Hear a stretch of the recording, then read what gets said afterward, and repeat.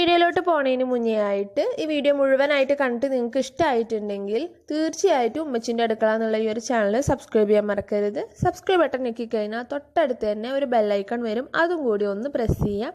ഇതും കൂടെ പ്രസ് ചെയ്ത് കഴിഞ്ഞാൽ ഞാൻ ഇവിടുന്ന് അങ്ങോട്ട് ഇടുന്ന എല്ലാ വീഡിയോസും നിങ്ങളുടെ ഫോണിൽ നോട്ടിഫിക്കേഷനായിട്ട് വരുന്നതാണ്.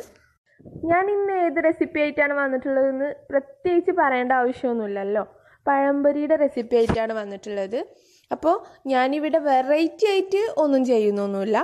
ഞാൻ എങ്ങനെയാണ് പഴംപൊരി ഉണ്ടാക്കുന്നത് എന്നാണ് ഇതിൽ കാണിക്കാൻ പോണത്. അല്ലാണ്ട് എക്സ്ട്രാ വേറൊരു ഇൻഗ്രീഡിയൻറ്റ് ചേർത്തിട്ട് കൂടുതൽ ടേസ്റ്റ് കൂട്ടുക അതൊന്നുമില്ല. ഞാൻ എൻ്റെ റെസിപ്പി ഇവിടെ കാണിക്കാൻ പോവുകയാണ്. അപ്പോൾ എങ്ങനെ ഉണ്ടാക്കാൻ പോകാം. അപ്പോൾ പഴംപൊരി ഉണ്ടാക്കാൻ വേണ്ടിയിട്ട് ഇവിടെ ഞാൻ 3 പഴം എടുത്തിട്ടുണ്ട്.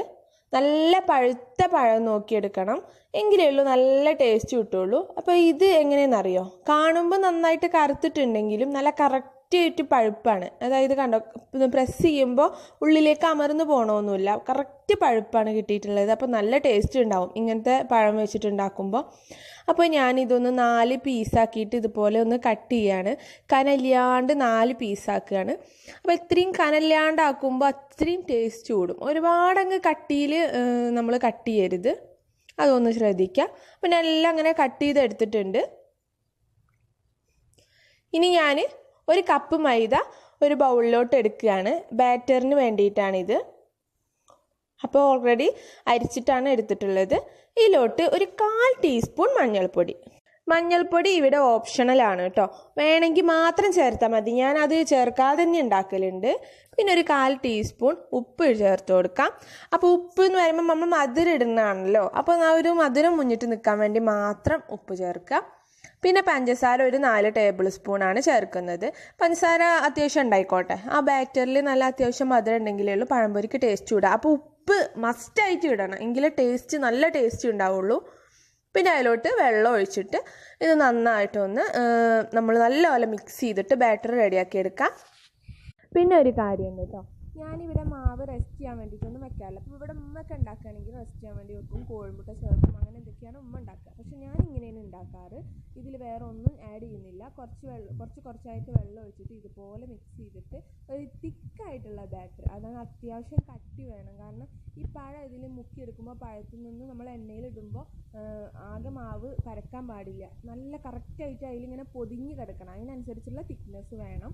പിന്നെ മാവ് മിക്സ് ചെയ്യുമ്പോൾ നന്നായിട്ട് മിക്സ് ചെയ്യുക. മിക്സ് ആയാലും വീണ്ടും ഇളക്കി മിക്സ് ചെയ്തുകൊണ്ടേയിരിക്കുക. എന്ന് നല്ല സോഫ്റ്റായിട്ട് കിട്ടും. പഴംപൊരി നന്നായിട്ട് പൊള്ളച്ച് വരികയും ചെയ്യും. ഇനി ഇതുപോലെ എണ്ണ ചൂടായി വരുമ്പോൾ നന്നായിട്ട് കവർ ചെയ്തിട്ട് ഓരോന്നും ഇതിലിട്ടിട്ട് ഫ്രൈ ചെയ്തെടുക്കുക.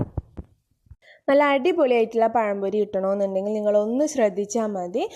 നിങ്ങൾ ഇത് ഉണ്ടാക്കുമ്പോൾ മാവ് നന്നായിട്ട് മിക്സ് ചെയ്യാൻ, ഞാൻ നേരത്തെ പറഞ്ഞ പോലെ തന്നെ മിക്സ് ആയിട്ടുണ്ടെങ്കിലും വീണ്ടും നന്നായിട്ട് ഇളക്കിക്കൊണ്ടേയിരിക്കുക. അങ്ങനെ ചെയ്താൽ നല്ല സോഫ്റ്റായിട്ട് നല്ലോണം പൊള്ളച്ച് കിട്ടും പഴംപൊരി. നല്ല ടേസ്റ്റി ആയിരിക്കും, നല്ല രുചി ഉണ്ടാവും കേട്ടോ. ബലമൊന്നും ഉണ്ടാവില്ല, നല്ല സോഫ്റ്റ് ആയിരിക്കും. എണ്ണയൊന്നും അധികം അങ്ങനെ കയറുമൊന്നുമില്ല, പിടിക്കുകയൊന്നുമില്ല. പിന്നെ അത് കട്ടി, നമ്മൾ പഴംപൊരിയുടെ മാവിൻ്റെ കട്ടിക്കനുസരിച്ചിരിക്കും എണ്ണ ഉള്ളിലോട്ട് കയറുന്നതൊക്കെ.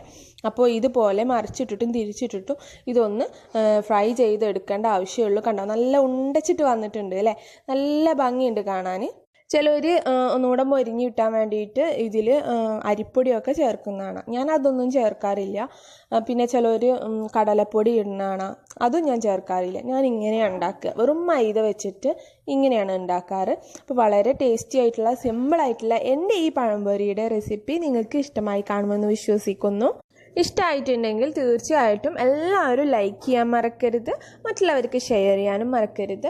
നല്ല കമൻസുകൾ പ്രതീക്ഷിക്കുന്നു. ഇഷ്ടപ്പെടാത്തവർക്ക് ഡിസ്ലൈക്ക് അടിക്കാം, പക്ഷേ കാരണം നിങ്ങൾ താഴെ പറയണം, എങ്കിൽ എനിക്ക് വീഡിയോസ് കൂടുതൽ ഇമ്പ്രൂവ് ആക്കാൻ പറ്റുള്ളൂ.